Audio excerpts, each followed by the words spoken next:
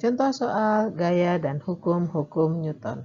Sebuah balok dengan massa 50 kg didorong oleh gaya sebesar 250 Newton mendatar di atas lantai kasar. Jika koefisien gesek statik dan kinetis berturut-turut adalah 0,3 dan 0,2, maka percepatan balok tersebut adalah. Untuk menyelesaikan persoalan seperti ini, maka yang pertama kali saudara lakukan adalah mengilustrasikan fenomena yang terjadi. Nah, di sini dinyatakan bahwa balok yang saudara miliki berada di atas lantai yang kasar. Apa maksudnya kasar di sini ya? Artinya adalah dia tidak licin. Konsekuensinya maka nanti akan bekerja gaya gesek. Ya, nah besar gaya gesek yang bekerja pada benda ini ditentukan salah satunya oleh koefisien geseknya, yaitu koefisien gesek statis atau mu s yang nilainya sama dengan 0,3 ya, serta koefisien gesek kinetisnya yang nilainya sama dengan 0,2 ya. Nah, kemudian ya saudara gambarkan diagram gaya yang bekerja pada benda ini ya. Pada benda ya Anda berikan ya atau saudara berikan gaya dorong ya F dorong ya yang nilainya sama dengan 250 Newton. Tadi ya dikarenakan benda berada di atas permukaan yang kasar, maka jika ada gaya yang diberikan kepada benda tersebut, maka ya pada benda tersebut akan bekerja gaya resistif atau gaya gesek yang arahnya berlawanan arah ya. Nah, apa artinya? Maka di sini akan ada ya gaya gesek. Di sini bekerja F gesek. F geseknya itu kinetis kah atau statis? Ya. Ya, untuk menentukan apakah dia kinetis atau statis, ya, saudara kembali ke persoalan. Di sini kata kuncinya yang ditanyakan adalah percepatan. Sehingga bisa diketahui, ya, kondisinya benda tersebut dalam keadaan bergerak. Sehingga gaya gesek yang bekerja pada benda adalah gaya gesek kinetis. Ya. Nah, Anda sudah dapatkan ya gaya-gaya yang bekerja pada sumbu X.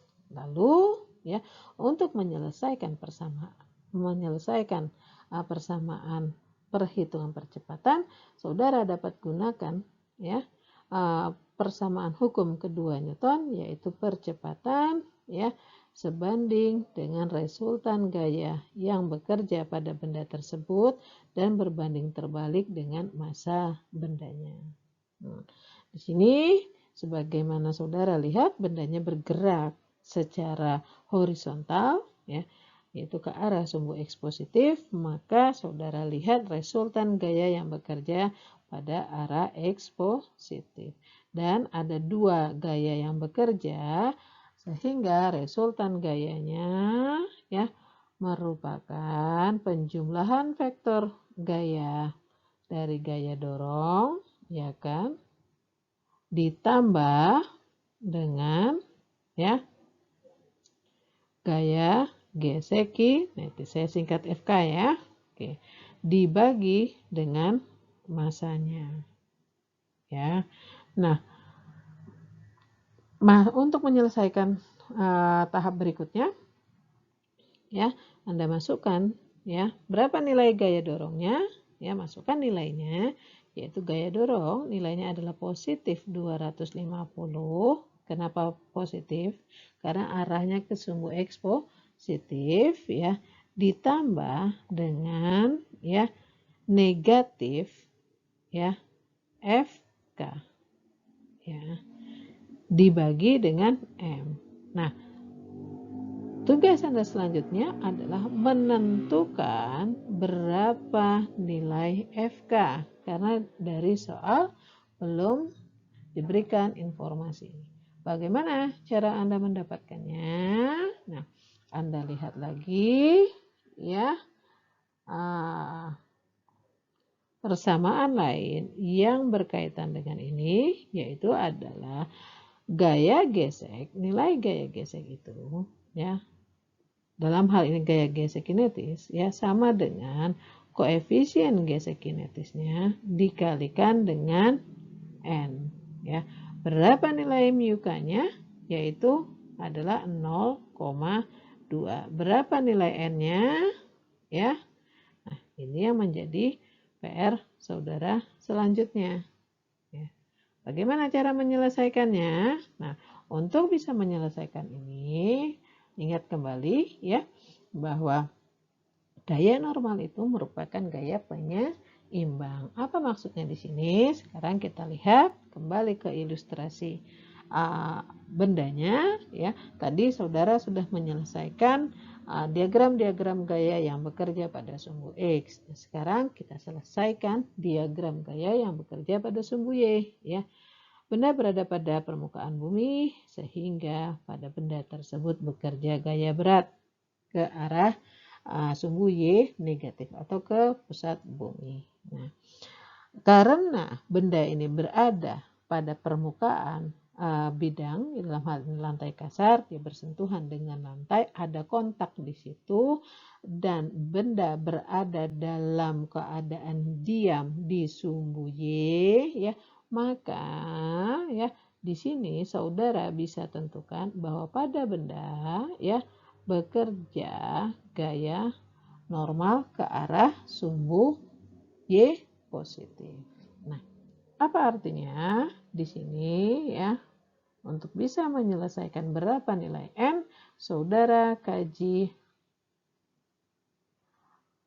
gaya-gaya yang bekerja pada sumbu Y. Pada sumbu Y, benda diam. Sehingga berlaku hukum pertama Newton, yaitu yang menyatakan ya jika resultan gaya yang bekerja pada benda sama dengan 0, maka benda yang awalnya diam akan tetap diam atau benda yang bergerak dengan kecepatan konstan akan tetap bergerak dengan kecepatan konstan. Nah, untuk kasus Anda ini bendanya diam ya, sigma F-nya sama dengan 0. Apa artinya? Kalau Anda jumlahkan vektor gaya normal ditambah vektor gaya gravitasi, nilainya akan sama dengan 0. Lalu saudara masukkan nilainya, nilai N, saya tulis sebagai N besar, ditambah dengan berapa nilai W-nya, ya, negatif M dikalikan G, ya, akan sama dengan 0. Sehingga saudara bisa dapatkan N-nya adalah M dikalikan G. Berapa massa bendanya? Ya, 50, ya kan? Berapa percepatan gravitasinya kita ambil 10 sama dengan 500 Newton. Nah, 500 Newton ini kemudian saudara substitusikan ke persamaan sebelahnya, yaitu untuk penentuan berapa nilai gaya gesek kinetisnya. Saudara masukkan ke persamaannya sehingga gaya gesek kinetis sama dengan 0,2 dikalikan dengan 5 dikalikan 10 pangkat 2 ya, saya ubah bentuknya ya, sama dengan 0,2 kalikan 5 sama saja dengan 1 dikalikan 10 pangkat 2 Newton. Nah, nilainya Anda sudah dapatkan ya, sehingga 1,2 yang nilai ini ya 1,1 dikalikan 10 pangkat 2 Newton bisa saudara substitusikan ke sini ya, FK di sini, sehingga saudara bisa lanjutkan perhitungannya menjadi ya 250 ya ditambah ya negatif 100 ya dibagi dengan M. Berapa masanya? 50 ya. Sehingga bisa saudara selesaikan ya. Hasil akhirnya adalah ya 250 dikurangin 100, nilainya adalah 150 ya dibagi dengan 50 ya. Sehingga saudara dapatkan percepatannya adalah 150 dibagi 50, 3 meter per second ya. Demikian contoh soal kali ini. Semoga bermanfaat.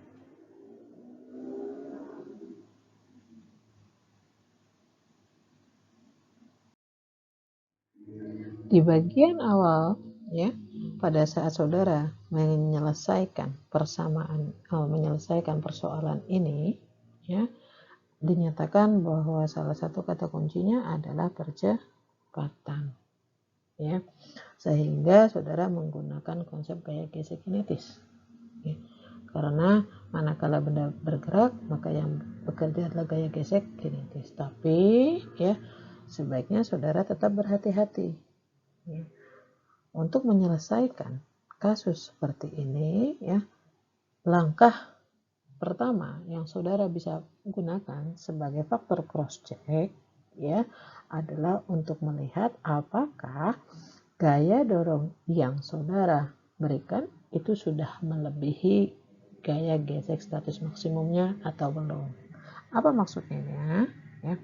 Jadi jika saya gambarkan kembali, ini adalah kondisinya, garis gayanya kita gambarkan ya. Sini saudara berikan F dorong ya sebesar 250 Newton ya. Sekarang kita mau cek apakah ya F dorong lebih besar dari Fs max ataukah F dorong atau gaya dorong kurang dari Fs max. Ya. Kenapa saudara perlu memahami ini? Karena nanti saudara akan bisa menentukan apakah kondisi benda ini diam atau bergerak. Ya, maka dia diam atau bergerak.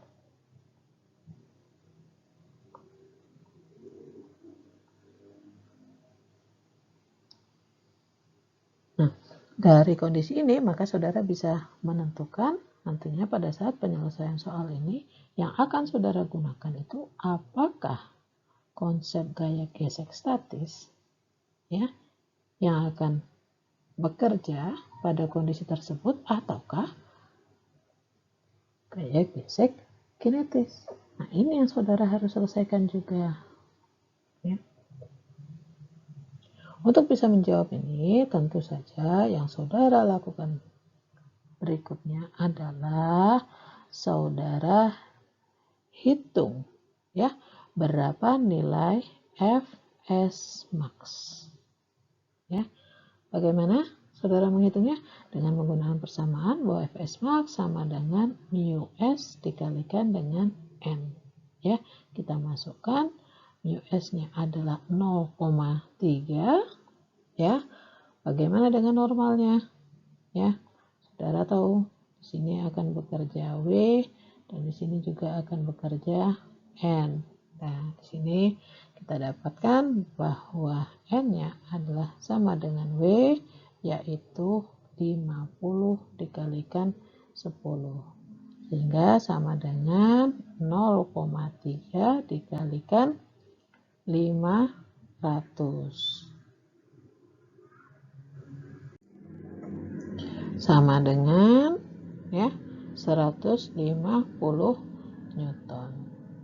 Dari sini saudara bisa tentukan bahwa ternyata ya F dorong yang saudara berikan itu nilainya lebih besar daripada Fs max. ya, bahwa nilai gaya dorong yang saudara berikan ya lebih besar daripada nilai gaya gesek statis maksimum. Nah, apa artinya lagi ya? Dengan demikian, maka pada saat kondisi ini yang terjadi, maka ya benda berada dalam keadaan bergerak, sehingga yang saudara gunakan adalah konsep gaya gesek kinetis. Demikian tambahan penjelasannya, mudah-mudahan semakin memperjelas pemahaman saudara. Semoga bermanfaat.